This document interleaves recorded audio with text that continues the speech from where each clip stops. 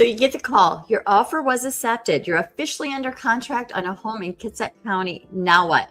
For a lot of buyers, this is where the excitement turns to anxiety because suddenly there's all these deadlines and documents and inspections, lenders and title companies all needing something from you all at what it seems like at the same time. So today I'm going to actually walk you through it completely, step by step, what happens from when you go from offer accepted through the closing day. So you know exactly what's coming and nothing catches you off guard. I'm Nikki Shelton, your local Kitsap County real estate broker and keeping it real. So let's go ahead and begin walking you through step by step because you're understanding this process makes the whole thing a whole lot less stressful, scary, and everything else. The very first thing that happens after you make an offer is usually you have to turn in your earnest money. So this is a deposit usually done 1 or 2 days. And it's not really deposit, it's earnest money. It's a little bit different. But what's happening is that it's that money that you said, hey, seller, I want to buy your house and this is my good faith effort to buy your home. So they're going to take that money. You're going to send it into usually it's the escrow company. Sometimes brokerages will hold their own earnest money, but that's not very common lately. So it's more the escrow company will be holding that earnest money. And this is actually something that you can apply back to what you owe at the end when you're going to close out. But this shows the seller that you're serious. And it does, like I said, it goes towards your closing. It goes towards either your down payment, your closing costs or whatever, but that money is yours and it doesn't go away. Unless you break the contract and you forfeit your earnest money or something like that. So for instance, like if you're under contract and you just change your mind all of a sudden, you probably wouldn't get that earnest money back because it's the seller's consideration for taking it off the market. But typically you'd get that earnest money back. Okay. All right. Next comes the inspection. And this is probably one of the most important steps and also probably one of the most intimidating in the entire process because you're going to hire a licensed inspector to evaluate the condition of the home. It's going to be everything from the roof to the foundation, all the appliances inside, the plumbing, the HVAC, the windows, everything else that they're going to do. And this report is likely going to be very long. And you guys, that's normal. Almost every home inspected, even new homes, is going to have things that are on this report. And what matters if it's manageable and if it's major. And can you guys get it fixed? The other thing I would suggest is a pest inspection because here in the Pacific Northwest, we have a lot of it's damp. We've got wood destroying organisms, rodents that live around here and stuff like that. So it's super, super important to also get one of those if you're buying a home here in the Pacific Northwest. I highly encourage all my clients to do so. Also in Kitsap County, we have a lot of homes on septic and well. And so what happens here is the seller usually will go out and get both the systems, if there's both systems, depending on which, if you have both or one or the other, but they will typically have those tested or inspected. And then they will give that information to the county. The county comes out and does their own inspection. And then usually it kind of goes through. But keep in mind, there's a lot of other moving parts in between that, like the connection from the well to the house or from the septic system to the house. Those don't always get seen. So sometimes having your own separate inspection of those are really, really important. Okay. So make sure that those are done. And now at the same time as Ellie, and also there's one more time you could have an inspection or add more inspections to that. But sometimes you might have, let's say you have the inspector says, hey, there's knob and tube wiring. I'm just going to use that one because it comes top of my mind right away. You've got some older wiring in this house, maybe it's not right. You might have to bring your own electrician out to look at that and evaluate what those costs are going to be. And then obviously you're going to work with your broker to figure out what you're going to ask for. Okay. So at the same time inspection is going on, the lender is moving super fast too on their end. You will need to make sure that you submit your full loan application. Usually that's within 5 days. If you have not already done so, they're going to be asking you for all kinds of documents like your pay stubs, your tax returns, your bank statements. So here's the most important thing I tell all my buyers at this stage is do not make any major financial moves while you are under contract. Don't open a new line of credit. Don't go shopping. Don't finance a car. Don't buy an engagement ring. Don't change jobs if you can help it. Your lender needs your financial picture to stay the same exactly from when from the application date to closing.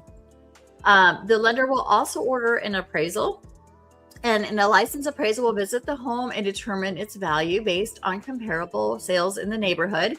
The appraisal is used to support the purchase price for your loan to go through. If the home appraises below the purchase price, that becomes a conversation between you, your broker, and the seller about how to handle this gap. So sometimes that happens. I mean, sometimes it'll come under and, seller might have to come down in price a little bit. Buyer might have to bring some more to the table. It's a negotiation piece. So sometimes that will happen. Also, it's really important to start shopping for your home insurance early. Don't wait until the last minute because you have to have proof of insurance before closing. Your lender actually requires this before they can fund the loan. So again, don't wait till last minute. Go shopping, get quotes, and make sure your policy is in place and it's ready to go. Okay, finally, your title and escrow company. We talked about those at the beginning. We said that you're going to give your earnest money to them. They're also working really far behind the scenes. They're going through doing a search, making sure the property can be transferred clearly with no outstanding liens on ownership disputes or title issues. And they will send you a settlement statement, usually right before they're about ready to close or right before they're ready to have you come in and sign. And that way you can look it over and make sure that, is all the charges and the credits and stuff like that.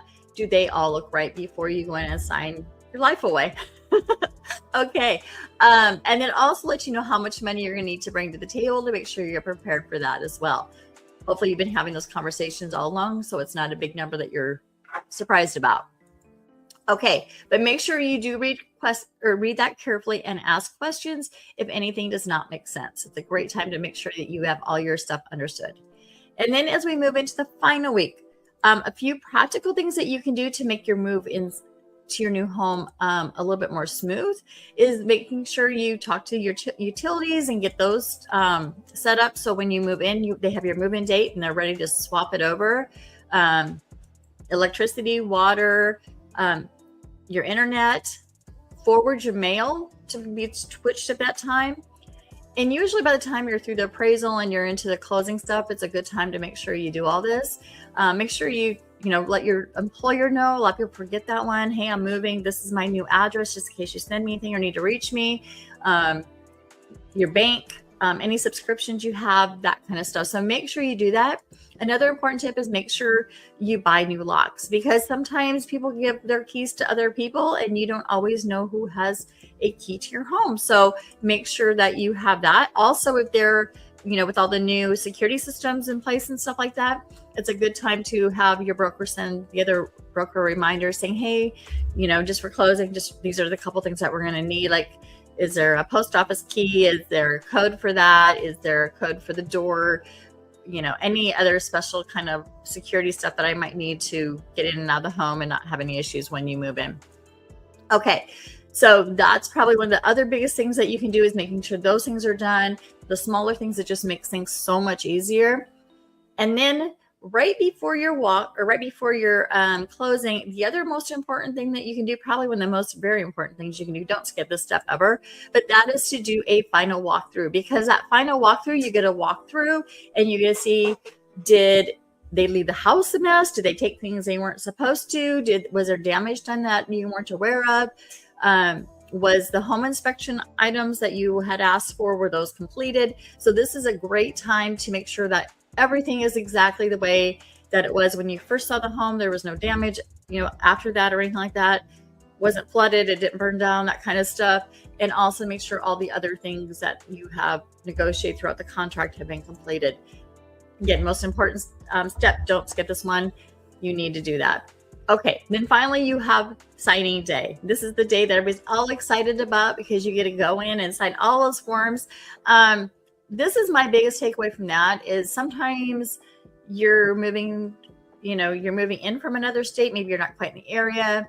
Make sure your broker knows where you're going to be around the last week of the month, because if you're coming in town or maybe you had to do a last minute trip or whatever, you might need to make other arrangements to do a notary signing or a virtual signing, depending on the title and escrow company you're using. But it's really, really super important to make sure that they're aware of any special needs you're going to need as far as signing. And otherwise, they'll just have you pop in their office. They'll sign in person.